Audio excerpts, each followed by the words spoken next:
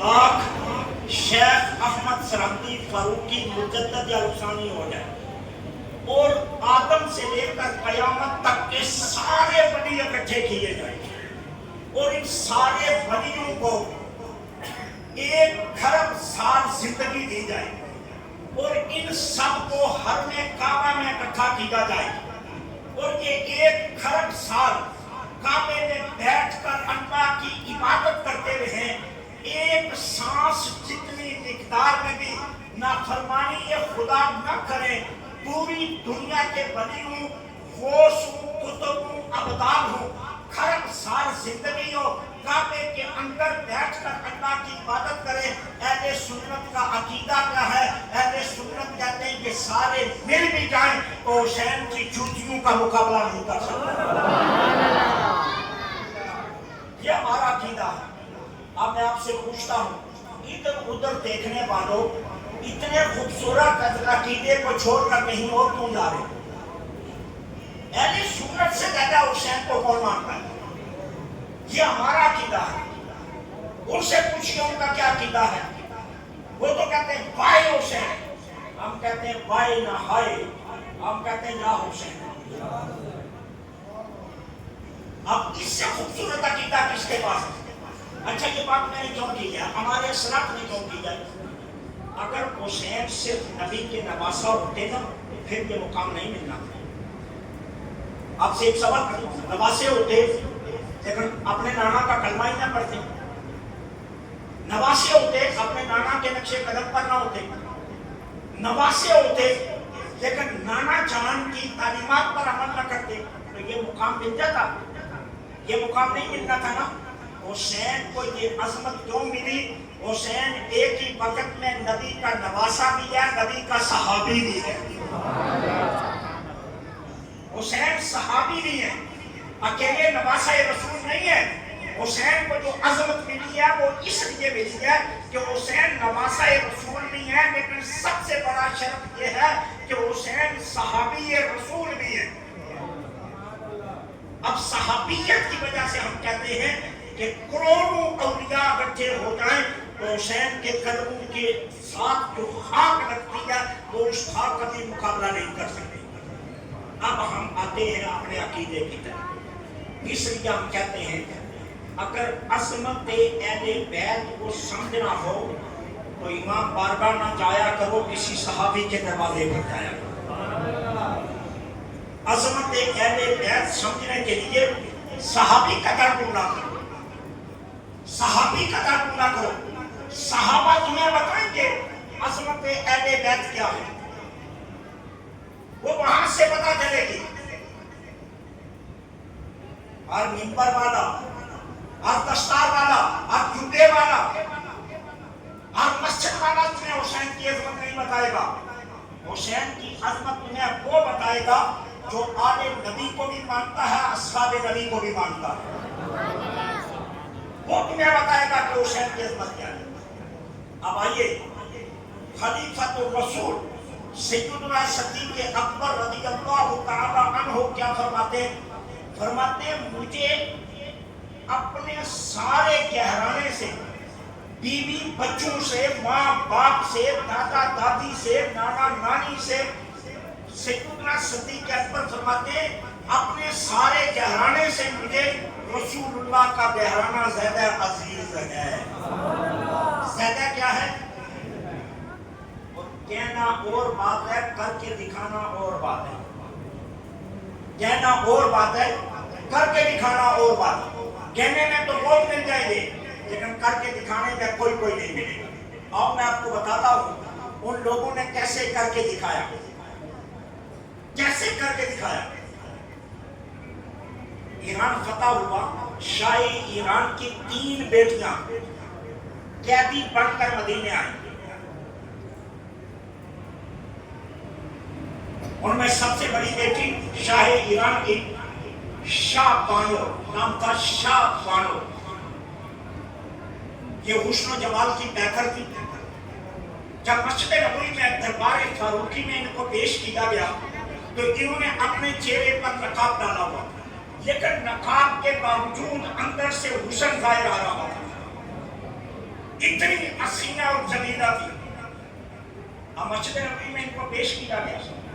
اب حضرت فاروق اعظم رضی اللہ تعالی عنہ نے پوچھا یہ کون ہے؟ کہا کہ یہ شاہ ایران کی شاہزادی ہے. یہ شاہ ایران کی شاہزادی ہے.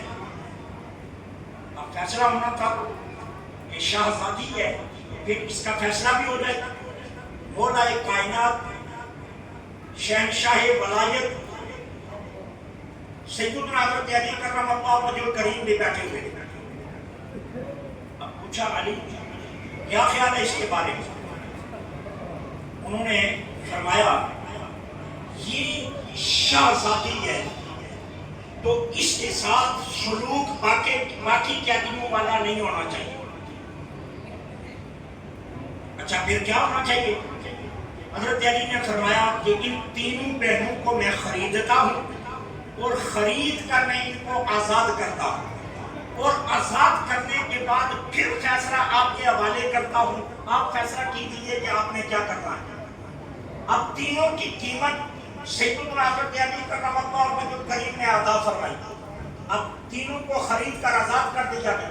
اب آزادی کے بعد معاملہ آ گیا حضرت عمر بن خطاب کے پاس کیونکہ وہ امیر المومنین ہے. اب صحابہ سے پوچھا بھائی یہ شاہ ایران کی سب سے بڑی شاہزادی ہے تو اس کا فیصلہ تم کیا کرتے ہو؟ اب شورا نے کہا یہ شاہزادی ہے اور آپ اس وقت مسلمانوں کے خلیفہ ہیں اور آپ کا بیٹا عبداللہ وہ شاہزادہ ہے. بہتر ہے کہ اس شاہزادی کا نکاح اس شاہزادے سے کر دیا جائے.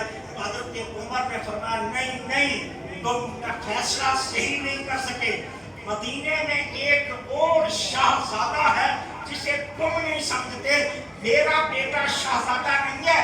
مدینے کی سرزمین پر اس وقت ایک ہی شاہزادہ رہتا ہے اور اس کا نام ہے حسین بن علی. حسین بن علی. پھر سیدنا حضرت امام علی مقام کو مسجد نبوی میں بلایا گیا.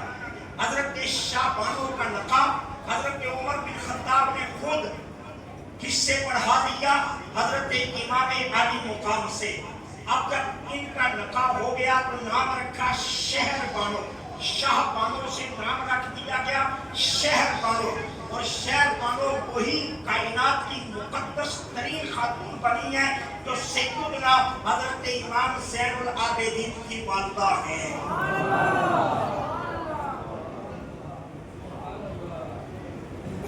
اب بات سمجھ میں آئی نا. تو حسین کے مقام کو کس نے بیان کیا؟ صحابی رسول نے، خلیفہ المومنین نے، امیر المومنین نے، فاروق اعظم نے، جس کی زبان پر حق جاری ہوتا ہے.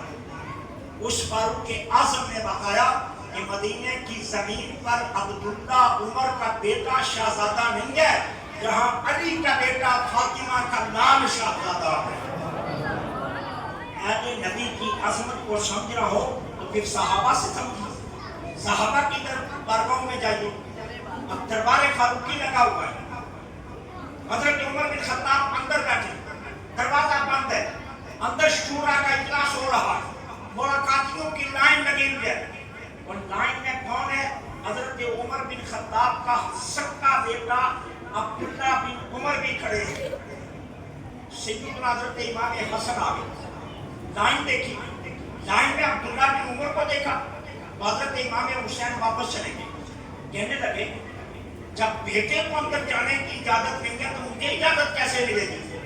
اب سیدنا حضرت امام حسن واپس چلے گئے اپنے گھر. اب شورا کا اجلاس ختم ہوا تو حضرت عبداللہ سے پوچھا کون کون آیا؟ کہا کہ حضرت امام حسن بھی آئے تھے. حضرت عمر رضی اللہ تعالی عنہ نے سارے ملاقاتیوں کو چھوڑ دیا اور اٹھے اور سیدھے حضرت امام حسن کے دروازے پر چلے گئے. دستک دی. اندر سے شہزادہ رسول باہر آئے. ہاتھ جوڑ کر عرض کرتے ہیں آقا نعمت آپ تشریف لائے تھے، آپ لوٹ کر کیوں آئے؟ فرمایا جب تمہارا بیٹا کھڑا تھا، جب لوگوں کی لائن لگی ہوئی تھی، ملاقات نہیں ہو رہی تھی، دروازہ بند تھا، تو میں نے سمجھا مجھے بھی ٹائم نہیں ملے گا. تو حضرت عمر کے جملے سننا. حضرت عمر نے فرمایا وہ عمر کا بیٹا کھڑا تھا, آپ نہیں, عمر کے بیٹے نہیں, آپ تو رسول اللہ کے بیٹے ہیں. آپ کے لیے وقت نہیں, آپ کے لیے جمع نہیں, آپ کے لیے دروازے کی ضرورت نہیں. میں ہاتھ جوڑ کر عرض کرتا ہوں, سب سے پہلی بات یہ ہے کہ جب کبھی بھی آپ کو ضرورت ہو عمر کو اپنے گھر بلا لیا کرے, وہ گھر صادر فرمایا کرے, اور اگر مناسب نہیں سمجھتے عمر کو گھر بلانا تو پھر تشریف لائیں. دروازہ ساری دنیا کے لیے بند ہو سکتا ہے لیکن حضور کے صاحبزادوں کے لیے دروازہ بند نہیں ہو سکتا. یہ عظمت کس نے سمجھائی؟ صحابی رسول نے. یہ عظمت کس نے سمجھائی؟ یہ صحابی ہے, یہ صحابی ہے. تو جب اہل بیت کی عظمت کو سمجھنا ہو تو پھر لوہے نہ سنا کرو, پھر امام بارگاہوں کے دروازوں کی طرف نہ رخ کیا کرو, پھر صحابہ کے دروازوں پر جایا, پھر صحابہ سے پوچھا کرو, پھر صحابہ سے ان کی عظمت کو سمجھا کرو. صحابہ کرام علیہم الرضوان آپ کو بتائیں گے کہ آل نبی کی عظمت کیا ہے, آل نبی کی شان کیا ہے, آل نبی کی شان کیا ہے. اب مدینہ فتح ہوا, بہت سارا مال غنیمت مسجد نبوی میں آ گیا. یہ قافلہ رات کو پہنچا, مسجد نبوی میں مال غنیمت کا ڈھیر لگ گیا. اب نماز فجر کے بعد امیر المومنین نے صحابہ سے فرمایا بھائی اپنی اپنی صفوں میں بیٹھے رہو. اب حضرت عمر مصلی سے اٹھے, مال غنیمت کے ڈھیر کے پاس آ گئے اور فرمایا کاتب کو بلا کر جن جن کو مال غنیمت دیا جانا ہے ان کی لسٹ بناؤ. اب لسٹ بننے لگی تو حضرت عمر خود بول پڑے, فرمایا سب سے پہلا نام حسن کا لکھنا, سب سے پہلا نام حسن کا, دوسرا نام حسین کا لکھنا, اس کے بعد جس کا جی چاہتا ہے تم لکھتے جاؤ, لیکن یہ دو نام سرے فہرست لکھنا, سب سے اوپر لکھنا.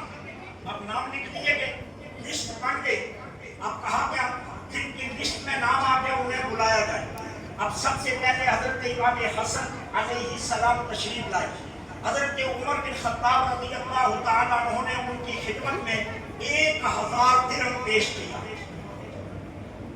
اب اس کے بعد حضرت امام حسین تشریف لائے. حضرت عمر بن خطاب نے 1000 درہم ان کی خدمت میں پیش کیا. اب تیسرا کون آیا؟ حضرت عمر بن خطاب کا بیٹا عبداللہ بن عمر آیا. اب جب عبداللہ بن عمر آئے تو حضرت عمر بن خطاب نے انہیں 500 درہم دیے.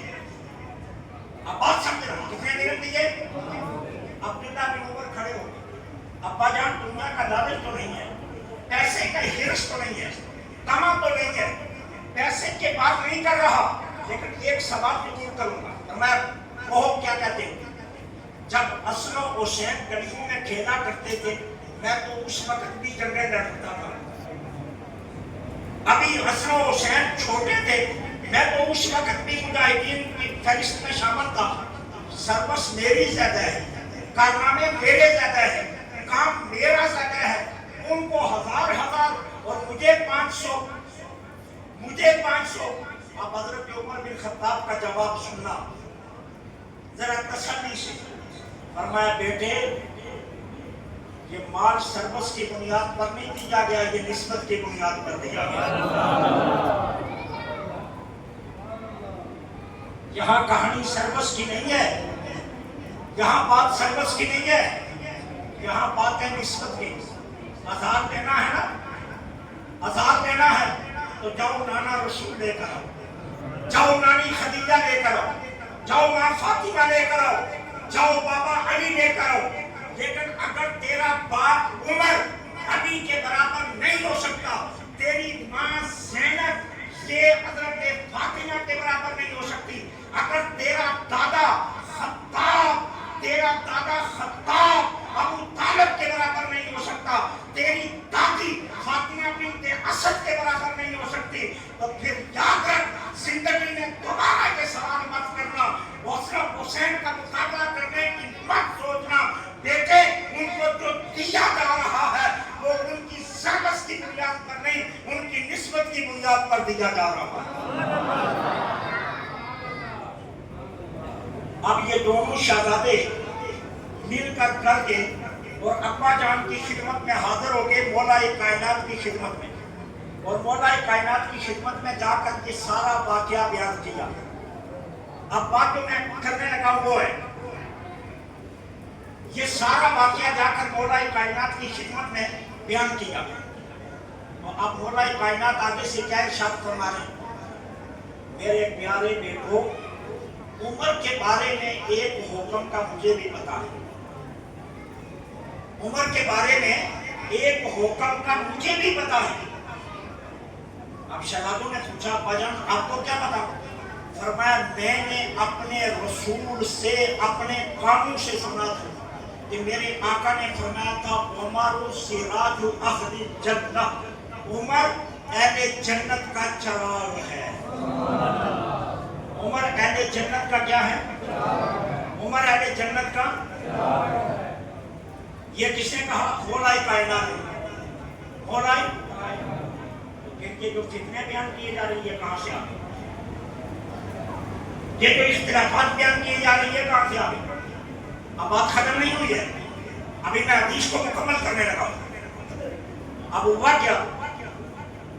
یہ بات حضرت عمر کو پتا چل گئی کہ علی یہ فرما رہے ہیں۔ حضرت عمر اپنے دربار سے اٹھے، صحابہ کو ساتھ لے کر علی کے دروازے پر آ گئے، اور دروازے پر آ کر کہتے ہیں یا علی کیا آپ نے میرے بارے میں یہ کہا؟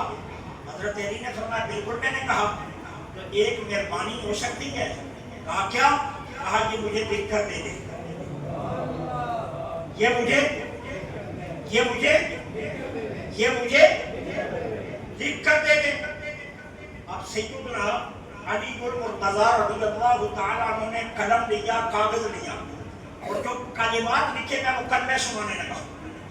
ھذا ما زمن علی بن ابی طالب لعمر بن الخطاب عن رسول اللہ صلی اللہ علیہ وسلم وعن جبریل عن اللہ تعالی قال عمر سراج اہل الجنہ۔ اب جو سند کو سمجھے نا انہیں مزہ آیا ہوگا، حدیث کی سند کو جو سمجھے۔ اب حضرت کی موجودگی میں حدیث کی سند بیان کرنے لگا۔ حضرت علی فرما رہے ہیں اس بات کا میں ضامن ہوں، جو میں نے عمر کے متعلق کی اس بات کی میں ضمانت دیتا ہوں، اور میں ضمانت کیسے دے رہا ہوں؟ میں نے رسول اللہ سے سنی، اور رسول اللہ نے جبرائیل سے سنی، اور جبرائیل نے اللہ سے سنی، اور اللہ نے کہا جبرائیل جاؤ میرے محبوب کو کہہ دو اللہ کہتا ہے کہ عمر اہل جنت کا چراغ ہے۔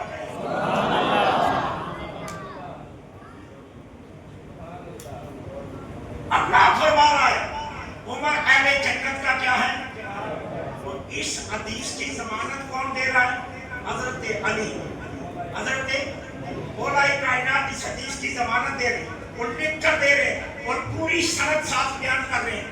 اب میں پوچھتا ہوں جس نے دروازہ گرایا، جس نے علی کی بیوی کو شہید کیا، جس نے علی کے ننھے بچے کو شہید کیا، جس نے علی کے گھر کو چراغ جلایا، جس نے علی کا مال وراثت کا کھا لیا، ہضم کر لیا، کیا علی اسے جنت کا چراغ کہہ رہے ہیں؟ علی اسے جنت کا چراغ کہہ رہے ہیں؟ وہ یہ کہاں سے نکالیے؟ یہ مشہور اختلافات یہ کہاں سے نکالے ان میں تو اتنی محبت تھی، ایک طرف وہ نسبتوں کا پاس کر رہے ہیں، اور دوسری طرف مولا کائنات ضمانت دے رہے ہیں کہ عمر اہل جنت کا چراغ ہے۔ عمر اہل جنت کا کیا ہے؟ چراغ ہے۔ تو اس لیے میں نے کہا اہل بیت کی عظمت کو سمجھنا تو در صحابہ پر ہے، اور یہ میں نہیں کہتا، یہ میرا عقیدہ نہیں۔ جس حسین کے نام پر سینہ پیٹتے ہونا اس حسین کا عقیدہ سنو۔ طبقات ابن سعد، البدایہ و نہایہ، تاریخ طبری، ان ساری کتابوں میں یہ نہ دکھاؤں تو اپنا عقیدہ چھوڑ دوں گا۔ امام علی مقام نے کربلا کے میدان میں جو خطبے دیے، ان خطبوں میں جو سب سے آخری خطبہ دیا حضرت امام علی مقام نے، یزیدیوں کے فوج کے سامنے آئے اور یزیدیوں کے فوج کے سامنے آ کر امام حسین کیا کہہ رہے ہیں؟ یزیدیوں سلونی عن جابر بن عبد اللہ وابو سعید بن الخدریہ وابو عامر بن سعید۔ وہ یزیدیوں 3 دن ہو گئے میں تمہیں سمجھا رہا ہوں حسین کو سمجھو، بار بار تمہیں خطبے دے رہا ہوں کہ حسین کی عظمت کو سمجھو، حسین کے مقام کو سمجھو، حسین کی شان کو سمجھو، کیوں اپنے خون ہاتھ حسین کے خون سے رنگین کرنے لگے ہو؟ تمہیں سمجھ نہیں نہ آ رہی؟ اور پھر سنو، اگر میرا مقام سمجھنا چاہتے ہو تو جابر بن عبداللہ سے پوچھ لو، ابو سعید خدری سے پوچھ لو، میرا مقام سمجھنا چاہتے ہو تو عمر بن سعید سے پوچھ لو۔ اب میں پوچھتا ہوں کہ تم کہتے ہو حسین کا صحابہ سے اختلاف تھا، حسین کو میدان کربلا میں یزیدیوں کو بھی کہہ رہا ہے کہ اگر حسین کو سمجھنا ہے تو نبی کے صحابہ سے پوچھو حسین کی جان کیا۔ حسین تو خود کہہ رہے ہیں کہ اگر حسین کو سمجھنا ہے تو نبی کے صحابہ سے پوچھو حسین کی عظمت کیا ہے۔ تو اس لیے اگر امام علی مقام کی عظمت کو سمجھنا ہے تو در صحابہ پر جانا پڑے گا، در صحابہ کی بنا تمہیں یہ نہیں پتا چلے گا۔ اب آئیے امام علی مقام کا سر انور جب ابن زیاد کے دفتر میں آیا، لوگ دربار کہتے ہیں، میں اس لائن کے دفتر کو دربار نہیں کہہ سکتا، ٹھیک ہے نا، وہ ایک دفتر تھا، دربار نہیں تھا۔ ابن زیاد کے دفتر میں جب آیا تو ابن زیاد کے سامنے آپ کا سر انور رکھا گیا تو اس کے ہاتھ میں ایک چھڑی تھی، اس نے وہ چھڑی سیدنا حضرت امام علی مقام کے لبوں پر ماری۔ اب جتنے لوگ بیٹھے ہوئے تھے ان میں ایک 95 برس کے صحابی بیٹھے ہوئے تھے جن کی عمر 95 ایئر ہے، 95 برس ہے، کمزور، ضعیف، لاغر، جسم کانپ رہا ہے، اور سامنے کون بیٹھا ہے؟ وقت کا ظالم، جس کے خلاف بات کرو تو گردن اتار دیتا ہے۔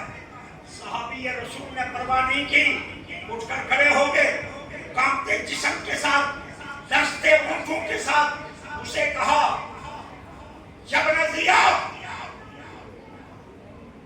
ارفع، اے ابن زیاد اپنی چھڑی کو پیچھے کر، لقد رأیت رسول اللہ صلی اللہ علیہ وسلم شفتین علی ھذا الشفتین قبلہما، میں نے اپنی آنکھوں سے دیکھا حضور اپنے لب ان لبوں پر رکھ کر ان لبوں کے بوسے لیا کرتے تھے۔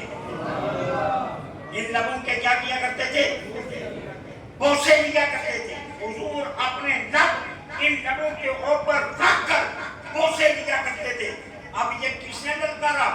ایک صحابی رسول نے، نام کیا ہے؟ زید بن ارقم صحابی رسول کا نام ہے، جنہوں نے للکارا، عمر 95 برس، جسم کانپ رہا ہے، ظالم کی پرواہ نہیں کی، دشمن کی پرواہ نہیں کی، ابن زیاد کے دربار کی پرواہ نہیں کی، اٹھ کے اور عظمت حسین پر نعرہ دے کر کہا، اور ظالم اپنی چھڑی پیچھے کر، میں نے اپنی نگاہوں سے دیکھا اللہ کے نبی اپنے لب ان لبوں پر رکھ کر ان کے بوسے دیا کرتے تھے۔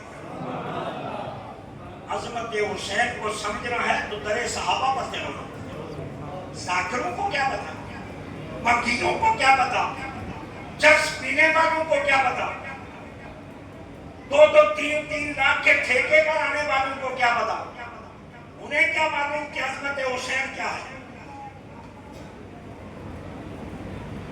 مسائل سنا کر حسین کو مجبور بیان کرتے ہیں۔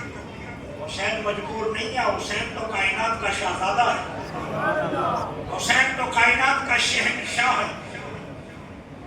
یہاں ایک بات عرض کر دو، ایک مرتبہ حضرت امام علی مقام کے گھر میں کئی دن سے کھانا نہیں پکا، آپ کی ایک بانگی تھی 9 نوکرانی خادمہ، اسے دیکھا 4-6 دن ہو گئے گھر میں چولہا نہیں جا رہا، آ کر حضرت امام حسین سے عرض کر دیا 1 گھنٹے کی چھٹی مل سکتی ہے؟ آپ نے فرمایا کہ لو۔ اب حضرت امام علی مقام کا خیال تھا اس کو بیچاری کو بھوک لگی ہوگی، کتنے دنوں سے بھوکی ہے، تو یہ شاید کسی کے گھر کھانا کھانا جانا چاہتی ہے۔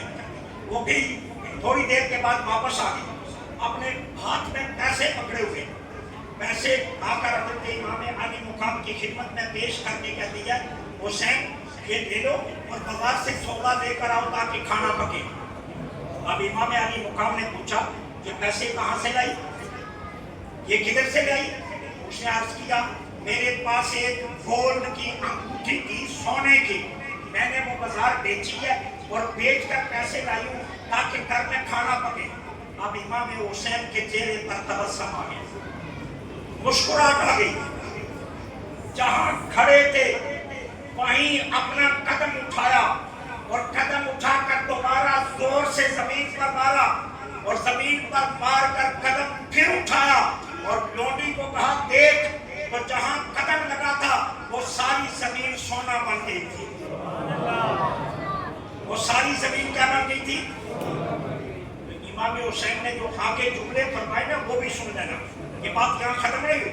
فرمایا یہ اوپر سونا نہیں ہے، تو 7 زمینوں تک کھودتی چلی جا، جہاں تک حسین کی مرضی ہوگی سونا ہی نکلے گا۔ سبحان اللہ۔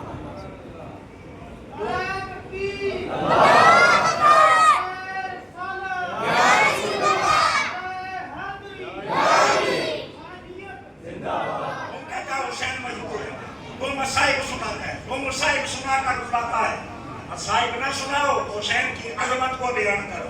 اور عظمت کیوں نہیں بیان کرتے؟ اس لیے کہ انہیں پتا ہے عظمت بیان کرنے کے لیے درے صحابہ پر جانا پڑے گا، اس لیے نہیں بیان کرتے کہ درے صحابہ پر جانا پڑے گا۔ درے صحابہ کے بنا ہم ان کی عظمت کو بیان نہیں کر سکتے۔ کہاں سے روایت لو گے؟ کس کتاب سے بولو گے؟ جس کتاب سے بولو گے، جس روایت کو ڈھونڈو گے، پیچھے میرے نبی کا غلام کوئی صحابی بیٹھا ہوگا۔ اس لیے عظمت نہیں بیان کرتے، مصائب بیان کر کر کے رلا دیتے ہیں بیچارے۔ سنیے پھر اسی دربار کی کہانی ہے، اسی دفتر کی کہانی۔ اب جب سر پہنچ گئے تو ابن زیاد اٹھا اور ممبر پر بیٹھا، ممبر پر بیٹھ کر کہتا ہے تمام تعریفیں اس اللہ کی جس نے ہمیں جتا کر حسین کو ہروا دیا۔ خطبہ یہاں سے شروع کرتا ہے، خطبہ یہاں سے شروع کرتا ہے۔ اب اسی جگہ پر حضور کے ایک نابینا صحابی بیٹھے جنہوں نے چھڑی لگتے نہیں دیکھے تھے، جنہوں نے وہ حرکت ہوتے نہیں دیکھی تھی، لیکن ان کے کان سلامت تھے، سماعت بحال تھے۔ جب انہوں نے یہ جملے سنے تو ان کی عمر کتنی ہے؟ 105 سال، 105 سال، ضعیف عمر ہے۔ کھڑے ہو گئے ابن زیاد کے دربار میں اور اسے پتہ ہی کیا کہتے ہیں؟ کہتے ہیں وہ لعین اپنی آواز بند کر جھوٹا ہو کر سچوں والی باتیں کرتا ہے، جھوٹا ہو کر سچوں والی باتیں کرتا ہے۔ اب ابن زیاد کہنے لگا ایک بابے کو پہلے چوک کرایا، دوجا بابا اٹھ گیا، جی میں تقریر کی تھی تو کوئی تیجا بابا اٹھ گیا، ان کوئی نہ کوئی فیصلہ میں کرنا ہی پینا۔ کہتا ہے اس کو پکڑ لو، صحابی رسول کہتا پکڑ لو، ابھی پکڑ کر اسے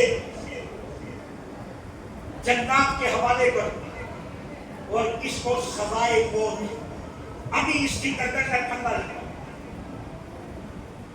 چلے گی جناتوں نے پکڑا صحابی رسول کو، 105 سال عمر، آنکھوں سے نابین ہے، اب لے گئے جا کر جب موت کا پھندا ڈالنے لگے تو کہنے لگے کوئی آخری خواہش؟ انہوں نے کہا آخری خواہش یہ کہتے 2 نفل پڑھنے۔ انہوں نے کہا چلو پڑھ لو، 2 نفل میں کتنی دیر لگے گی؟ 5 منٹ لگ جائیں گے۔ انہوں نے کہا جی پڑھ لو۔ اب صحابی رسول 2 نفل پڑھنے لگے۔ جب دوسری رکعت کا دوسرا سجدہ کیا نا تو اب سر سجدے سے اٹھا نہیں رہی۔ بات بڑی قابل توجہ، سر نہیں اٹھا رہے، ہم یزیدی انتظار کر رہے ہیں، یہ سر نہیں اٹھا رہے۔ وجہ کیا ہے؟ پتہ نہیں خوف سے مر گیا، ڈر سے مر گیا، یہ بابا پہلے ہی مر گیا۔ اب یزیدیوں نے جب اپنے کان ان کے قریب کیے تو وہ سجدے میں سبحان ربی الاعلیٰ نہیں پڑھ رہے تھے، بلکہ کیا کہہ رہے تھے؟ اے اللہ تو بڑا بے نیاز ہے، اے اللہ تو بڑا بے نیاز ہے، اے اللہ تو بڑا بے نیاز ہے، یہ تسبیح پڑھ رہے تھے۔ یزیدیوں نے پکڑا، اٹھا لیا، آؤ بابے یہ کیا سجدے میں پڑھ رہا ہے؟ انہوں نے کہا صحیح پڑھ رہا، صحیح پڑھ رہا۔ میں نے کہا یہ کیسے صحیح؟ سجدے میں تو سبحان ربی الاعلیٰ پڑھا جاتا ہے، تم کہتا ہے یا اللہ تو بے نیاز ہے، یا اللہ تو بے نیاز ہے۔ کہنے لگے بات یہ ہے کہ میں ساری عمر اللہ سے دعا کرتا تھا کہ اللہ مجھے شہادت کی موت دے۔ پھر میں سوچتا تھا میں تو نابینا ہوں، میں تو میدان میں جا نہیں سکتا، تلوار تو میں چلا نہیں سکتا، جنگ تو میں کر نہیں سکتا، اور مجھے شہادت کی موت کیسے آئے گی؟ اب میں بار بار یہ سوچتا تھا شہادت کی موت مجھے کیسے آئے گی؟ اب جب تم نے مجھے موت دینے کا فیصلہ کیا تو میں سر سجدے میں رکھ کر اللہ سے کہتا ہوں کہ اللہ تو بڑا بے نیاز ہے، میں کتنا نصیبی والا ہوں، تو نے میری دعا قبول کر دی ہے، مجھے شہادت کی موت بھی دینے لگا ہے، اور دوسرا میرے لیے فخر ہے کہ مجھے شہادت بھی حسین کی عظمت کے تحفظ پر دینے لگا۔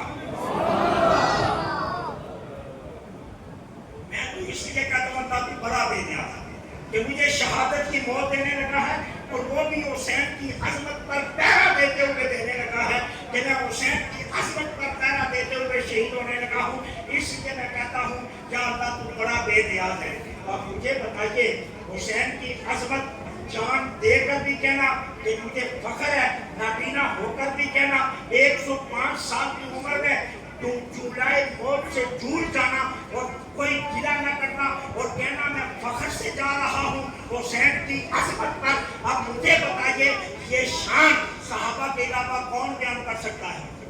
کوئی کر سکتا ہے؟ یہاں تو 2-3 برچیاں مارتے ہیں اور آنکھ سے اشارہ کرتے ہیں پکڑ نہیں پکڑ نہیں، زیادہ نہ لگ جاوے، زیادہ نہ کدھر زخم آ جائیں، ٹھیک ہے؟ یہاں تو آنکھیں چلتی ہیں، آنکھوں کے کنارے چلتے ہیں، اور پھر پکڑ کر بچایا جاتا ہے۔ وہ صحابی رسول ہے، 105 سال کی عمر میں موت کے چولہے سے جھول گئے اور جھولتے ہوئے کہا فخر ہے حسین کی عظمت پر جا رہا ہوں۔ سبحان اللہ۔ اگر اہل بیت کی عظمت کو سمجھنا ہے تو در صحابہ کا سہارا لینا، در صحابہ کے بنا عظمت حسین کا پتہ نہیں چلے گا۔ اور یہ جو مصنوعی اختلاف ہے نا، ان اختلافوں کی طرف آپ نہ جایا کریں، یہ سب مصنوعی اختلاف ہیں، یہ سب منفرد اختلاف ہیں۔ اگر میں کھولنا چاہوں نا تو یہاں 11 بج جائیں گے، ٹائم کتنا ہو جائے گا۔ میں آپ کے سامنے صرف ایک حدیث رکھنا چاہتا ہوں۔ علامہ صاحب بیٹھے، میرے آقا کریم نے فرمایا من زوجنی وتزوج امرأة من احد امتی،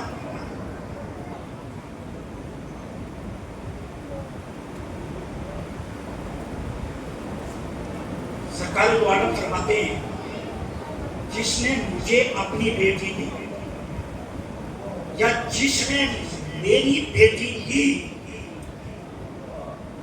میرے سسرال بھی، میرے سسرال بھی اور میرے بچوں کے سسرال بھی، یہ دونوں جنتی ہیں۔ اور کیوں فرمایا؟ کیوں؟ میں نے اللہ سے اس بات کا سوال کیا تھا اور اللہ نے اس بات کا مجھ سے وعدہ کر دیا۔ اچھا کتابیں بہت ساری ہیں جن کا میں حوالہ دے سکتا ہوں، لیکن معالم التنزیل یہ شیعہ کی بہت بڑی قرآن کی تفسیر ہے جس کو سب سے زیادہ معتبر مانتے ہیں، یہ اس کتاب میں بھی یہ روایت موجود ہے، ٹھیک ہے؟ جس کو میں نے اپنی بیٹی دی یا جس کی بیٹی میں نے دی، وہ سارے جنتی ہیں۔ وہ سارے کیا ہیں؟ وہ سارے کیا ہیں؟ وہ سارے کیا ہیں؟ وہ ابو بکر کون ہے جس کی بیٹی رسول نے دی ہے؟ عمر کون ہے جس کی بیٹی رسول نے دی ہے؟ عثمان کون ہے جس کو رسول نے 2 بیٹیاں دی ہیں؟ اور علی کون ہے جس کو رسول نے فاطمہ دی ہے؟ اور میرے نبی کیا فرماتے ہیں؟ جس کی بیٹی میں نے لی کہ جس کو میں نے اپنی بیٹی دی وہ دونوں جنتی ہیں، پھر تم کیسے کہہ سکتے ہو عمر ابو بکر عثمان علی کا اختلاف تھا؟ میرے نبی تو فرما رہے کہ سارے جنتی ہیں، کیونکہ میں نے اللہ سے سوال کیا اور اللہ نے وعدہ کر دیا 2000 نبی کے سسر بن کے اور 2000 نبی کے داماد بن کے۔ نبی نے اس حدیث پر عمل کر کے خود دکھا دیا، میں نے 2 کو سسرال بنا لیا، 2 کو بیٹیاں دے کر داماد بنا لیا، تاکہ قیامت کے دن اللہ کی بارگاہ میں میرے چاروں یار برابر جائیں۔ میرے چاروں یار، میرے چاروں یار، میرے چاروں یار، تو آپ کہاں سے اختلاف نکالتے ہو؟ ٹھیک ہے، اب آؤ ایک اور بات آپ کو سمجھاتا ہوں۔ حضرت امام حسن کے سب سے بڑے بیٹے حضرت زید، جن کو زید شہید کہا جاتا ہے، اور ان کی ایک پوری تاریخ ہے حضرت زید کی۔ ان کی بہن ہے سکی حضرت زید کی، اس کا نام ہے ام الحسن۔ کیا نام ہے؟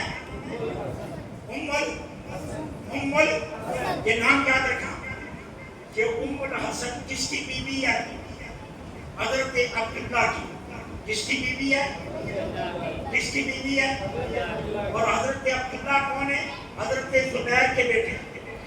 اور حضرت زبیر کون ہے؟ حضرت اسماء کے خامد۔ اور حضرت اسماء کون ہے؟ ابو بکر صدیق کی بیٹی۔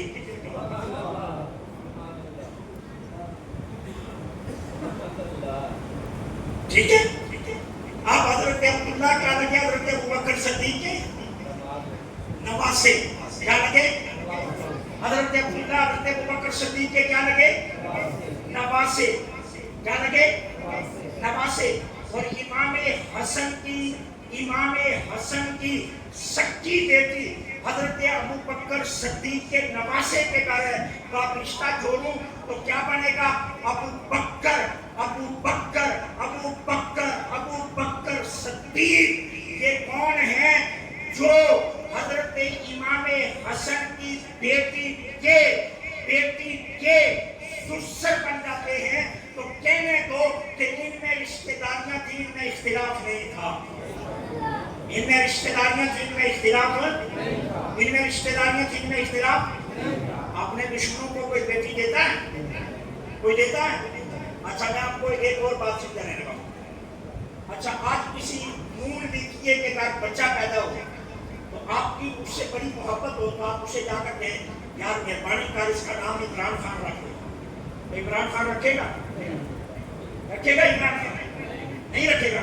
اچھا، کسی پی ٹی آئی والے کے گھر بچہ پیدا ہو جائے اور آپ کا ہمسایہ ہو، آپ سے مشورہ مانگے کہ یار میں اپنے بچے کا نام رکھوں، تو اسے بول اس کا نام شباز شریف رکھ، تو رکھے گا؟ میرا دانت مار، میری تیرے نال دشمنی بڑی ہے، میری تیرے نال دشمنی بڑی ہے۔ اب تم دشمنیاں ثابت کرتے ہو، اب سنو میری طرف سے۔ حضرت علی المرتضیٰ نے ایک شادی کی حضرت ام البنین سے۔ کن سے شادی کی؟ ام البنین۔ یہ وفا میں، یہ اہل بیت کے ساتھ محبت میں، یہ اہل بیت کی خدمت کے لحاظ سے حضرت علی کے دربار میں سب سے زیادہ شہرت رکھتی ہے حضرت ام البنین۔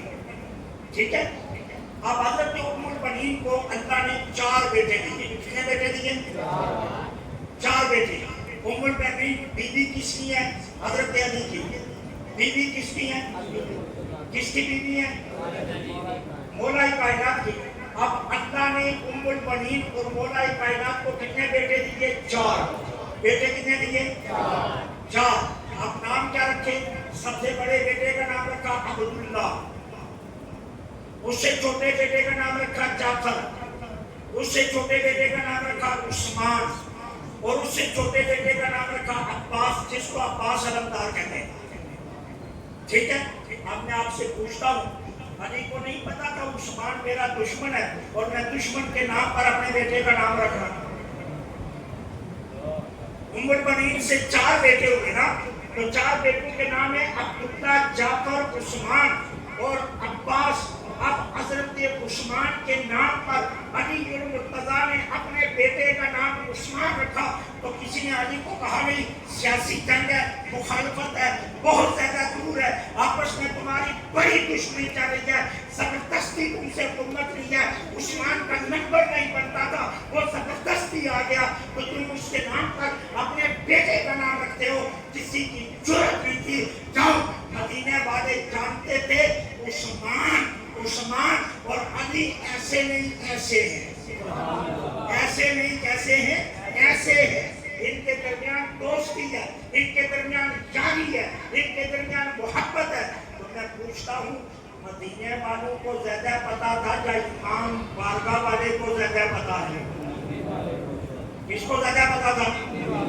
پھر ہم تو مانے تیری, ہم مانیں گے مدینے والے کی, اور ہم تو مانے, ہم تو ساری زندگی ترستے رہتے ہیں, یا مدینے لے جا, یا مدینے لے جا.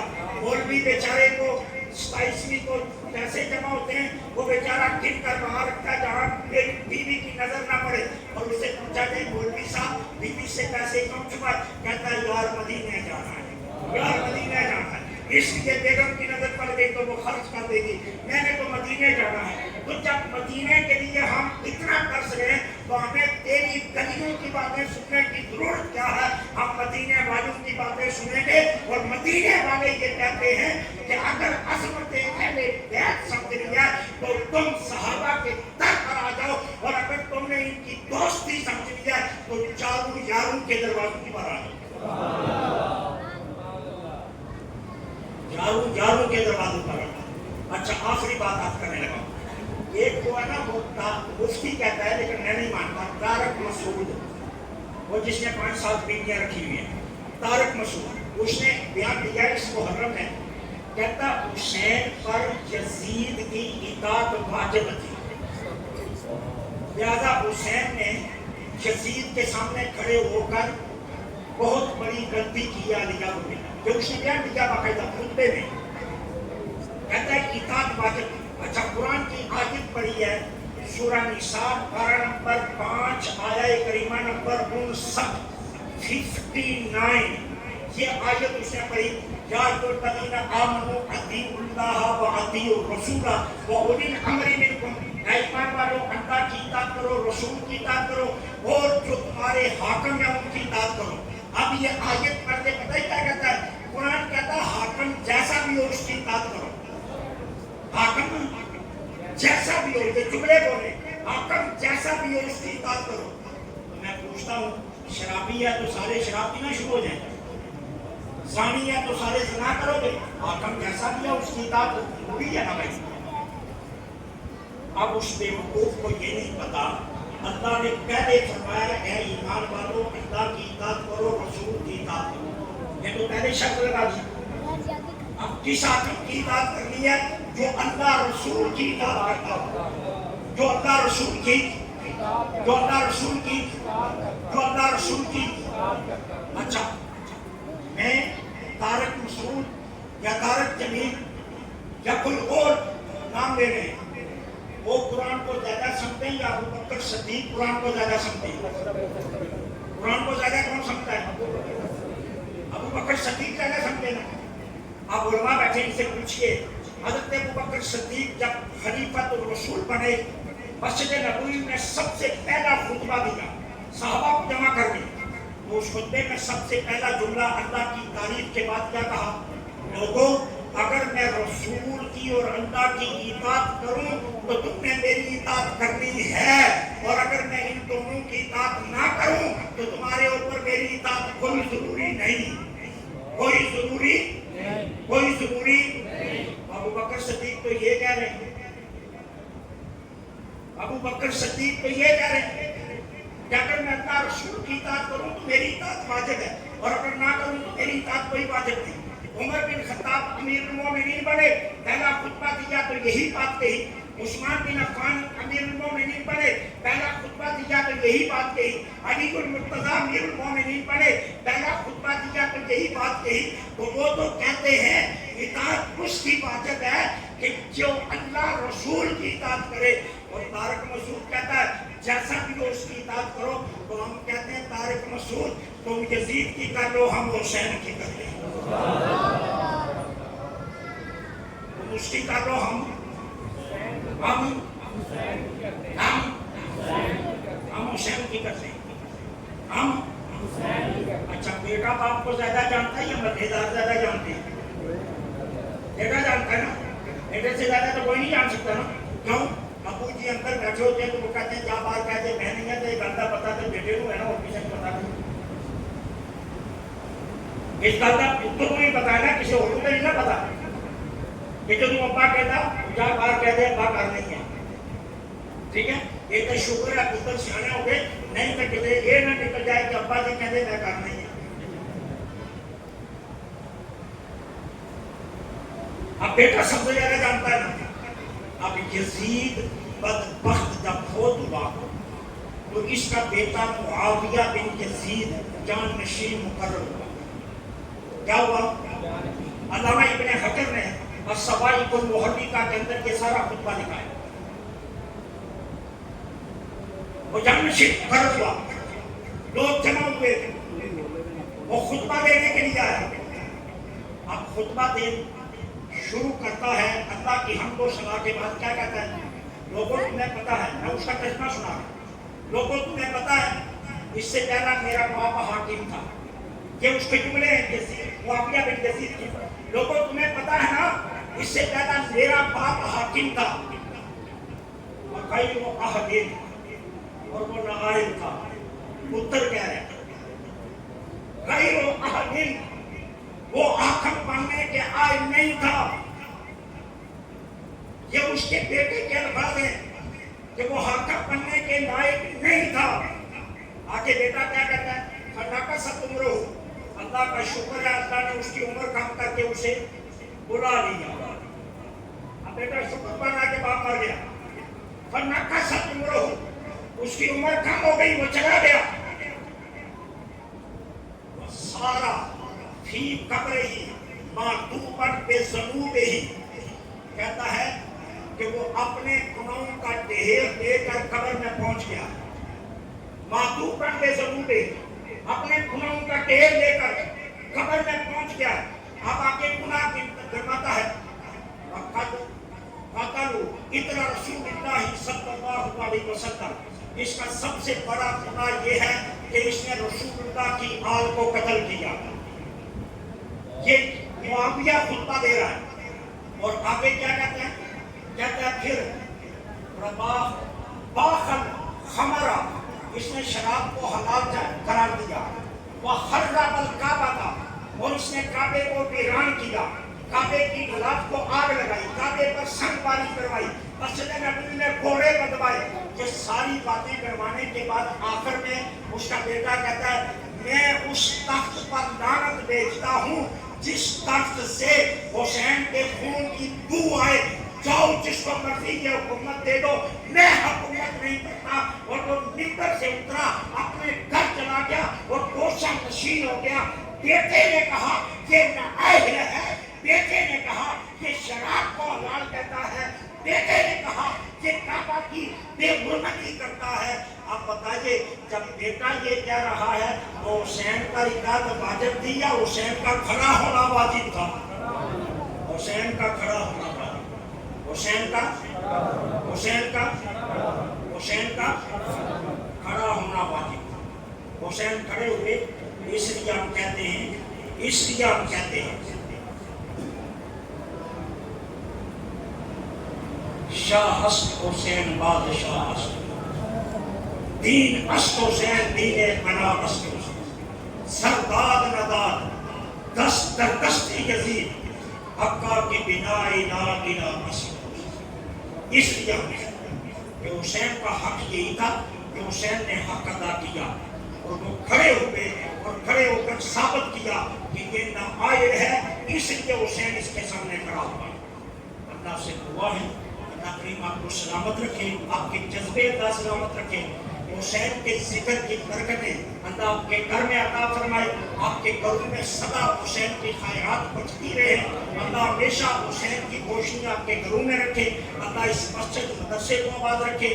محترم علامہ صاحب اس مسجد کے خطیب امام اللہ ان کی عمریں دراز فرمائے، اللہ صحت و تندرستی والی انہیں لمبی زندگیاں عطا کرے، اور مائے اہل سنت کا سایہ ہمارے سروں پر اللہ سدا سلامت رکھے، مسجد کی انتظامیہ کو اللہ مزید خدمت کی توفیق دے، اللہ کریم آپ کو ہمیشہ شاد و آباد رکھے، جو بیمار ہیں کربلا کے بیمار کا واسطہ اللہ انہیں شفا دے، جو پریشان آ رہے اللہ ان کی پریشانیاں دور کرے، جو ماں باپ رشتے ٹوٹ رہے سیدہ زینب کا صدقہ اللہ انہیں بہتر مناسب نیک رشتے عطا کر دے، اور جن بچوں بچیوں کے گھر آباد ہو گئے اللہ ان کے گھر سدا آباد و شاد رکھے، سکینہ کا صدقہ اللہ کسی ماں باپ کو بیٹیوں کے دکھ نہ دے، سکینہ کا صدقہ اللہ کسی ماں باپ کو بیٹیوں کے دکھ نہ دے، اللہ کریم ہماری دعاؤں کو شرف قبولیت عطا فرمائے، وما علینا الا البلاغ۔